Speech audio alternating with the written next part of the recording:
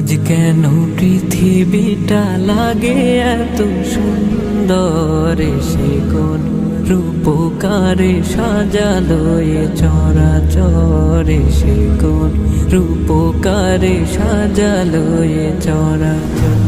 আজ কেন পৃথিবীটা লাগে এত সুন্দর, সে কোন রূপকারে সাজালো এ চরাচরে, সে কোন রূপকারে সাজালো এ চরাচর।